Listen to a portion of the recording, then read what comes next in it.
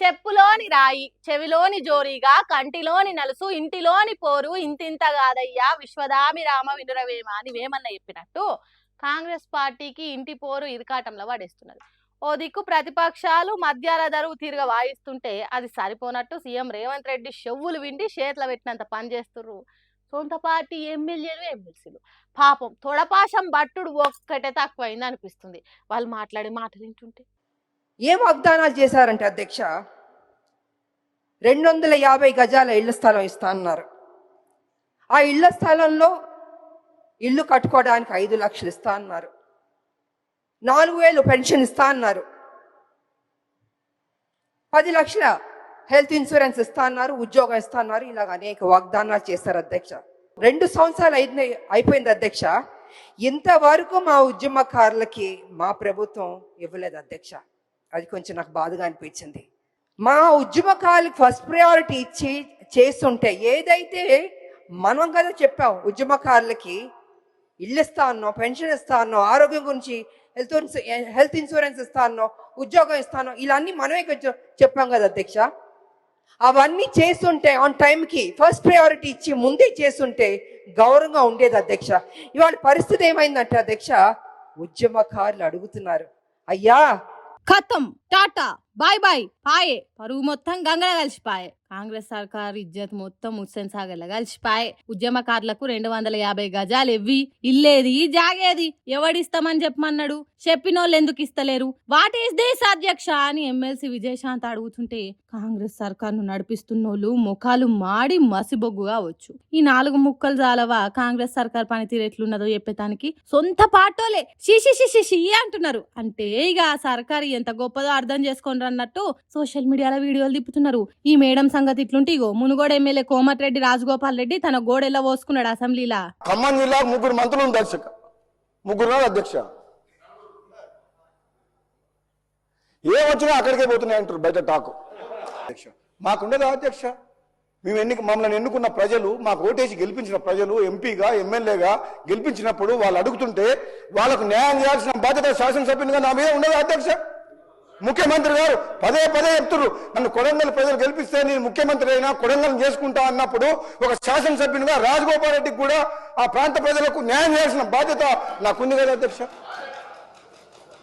నేను అదే అడుగుతున్నా అధ్యక్ష. హుజూర్ మన ఉత్తమ్ కుమార్ రెడ్డి గారు lift irrigation schemes full Huzur Nagar మొత్తం. హుజూర్ నగర్ లో ఎకరా భూమికి సాగునీరు అధ్యక్ష. హుజూర్ నగర్ లో ఎకరానికి చిన్న లిఫ్ట్లు 5,000 ఎకరాలంటే ఒక లిఫ్ట్ పెడతారు అధ్యక్ష. మాకు లిఫ్ట్ లేదు, కాలువ లేదు, రిజర్వాయర్ లేదు, చెరువు లేదు, కుంట లేదు. ఏమనాలి అధ్యక్ష మేము మునుగోడు నియోజకవర్గ ప్రజలు? నన్ను ఎన్నుకున్న ప్రజలకు ఏం చెప్పాలి అధ్యక్ష? ప్రభుత్వం ఉండి శాసనసభ్యునిగా నా ప్రాంతానికి అన్యాయం జరుగుతుంటే నేను మాట్లాడకుండా ఉండడం నేరం అధ్యక్ష. ఒకవేళ నేను ఆ ప్రాంత ప్రజలకు న్యాయం చేయలేనప్పుడు ఈ పదవిలో ఉండడానికి అనర్హుడు అధ్యక్ష.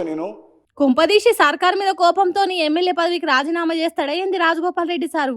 ఏమో చేసినా చేస్తాడు కావచ్చు. ముఖ్యమంత్రి మంత్రులు వాళ్ళకి దగ్గరోళ్ళ నియోజకవర్గాలలోనే పనులు జరిగితే ఇక మేముండేందుకు, మాది కాంగ్రెస్ పార్టీ అని చెప్పుకునే దానికి కూడా ధైర్యం వస్తలేదన్నట్టు చెప్పిండు. సర్కార్లున్నా మా పరిస్థితి గిట్లుంటే పాపం ప్రతిపక్షాల పార్టీల ఎమ్మెల్యే నియోజకవర్గాల పరిస్థితి ఇంకెంత ఘోరంగా ఉండాలి అధ్యక్ష అన్నట్టు ఇజ్జత్ తీసి ఇంటెన్ కేసినంత బరాబర్ పనిచేసిండు. ఏమైనా వాళ్ళే పనులు చేసుకుంటారు. ఇదెక్కడి న్యాయం అన్నట్టు ముఖ్యమంత్రి మంత్రుల పరువును తీసుకుపోయి పాకాల షెర్ల కలిపినంత బరాబర్ చేసిండు. కాంగ్రెస్ పార్టీలో ఇట్లా మాట్లాడితే మిత్రపక్షం ఎమ్మెల్యేలు ఇంకెట్లా మాట్లాడాలి? CPI MLA Koonamneni Sambasiva Rao sir చెవులలో రాళ్లు పెట్టొచ్చినట్టు చేసిండు. క్లారిటీ లేదు అధ్యక్ష. ప్రతి సెక్షన్ కూడా ప్రజాస్వామ్యానికి వ్యతిరేకంగానే అనిపిస్తా ఉంది ప్రతి సెక్షన్ కూడా. అందువలన దీనిపైన సెలెక్ట్ కమిటీ అనేది కాకుండా సెలెక్ట్ కమిటీకి వేసి మళ్ళా చర్చలు జరిపి ఇదంతా కంటే ప్రభుత్వమే పునరాలోచన చేసి ఈ చట్టాన్ని విత్డ్రా చేసుకోమని చెప్పి నేను ప్రభుత్వాన్ని కోరుతున్నాను అధ్యక్ష.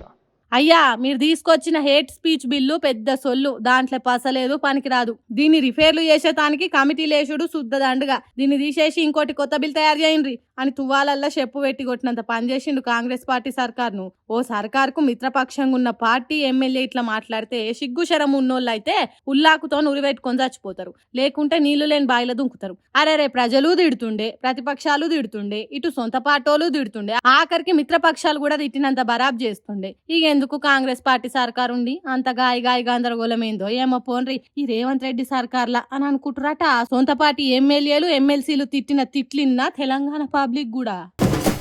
కొంతమంది దొంగ బుద్ధుండే పోలీసులు ఎట్లుంటారంటే ప్రమోషన్ల కోసం మావోయిస్టుల సానుభూతి పరులను పట్టుకొచ్చి కట్టేసి మరి ఎన్కౌంటర్లు చేస్తారు. మావోయిస్టులు చదువుకునే పుస్తకాలు ఆడేసి సచ్చినోళ్ళ చేతిలో ఓ గన్నో తుపాకో పెట్టి తెల్లారి పేపర్ల పెద్దగా భారీ ఎన్కౌంటర్ అని వచ్చేటట్టు చేస్తారు. తర్వాత ప్రమోషన్లు కొట్టేస్తారు. అసొంటోళ్లకు జాలి, దయ, కరుణ, కనికరం అనేటివి ఉండే. కానీ అందరు పోలీసులు అట్లనే ఉండరు కదా. ఇగో ఇసంటి గొప్ప పోలీసులు కూడా ఉంటారు.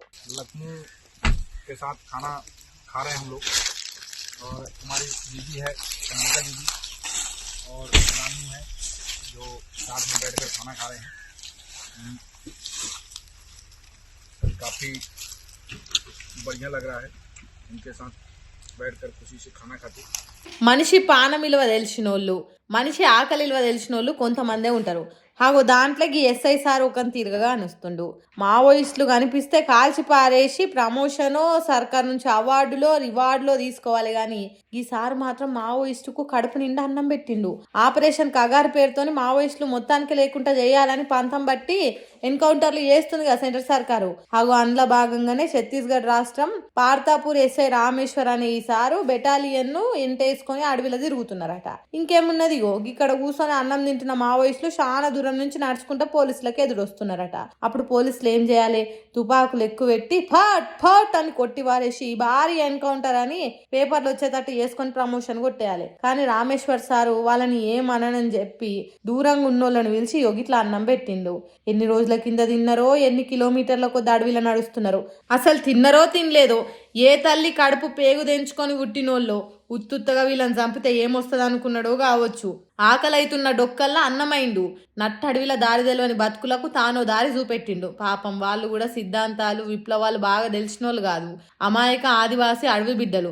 అందుకే ఎస్ఐ సార్ షేరదీసిండు. పోలీసులకు లొంగిపోయినట్టు చేసి జనజీవన స్రవంతులు కలిసేటట్టు చేసిండు. రామేశ్వరం సారు మీరు మస్తు గొప్పోలు సారు, సావు పుట్టుకల నడుమున్న జీవితం విలువ తెలిసినోళ్ళు సారు. ఎత్తుకెదిగేతానికి పక్కకున్నోని దొక్కాలని చూసే జనాలున్న ఈ రోజులల్లా అవకాశం ఉన్న ఆయుధం ఎత్తి గాల్చకుండా ఆకలి తీర్చిండ్రు చూడు. నీకు 2 చేతులెత్తి దండాలు పెట్టాలి సారు.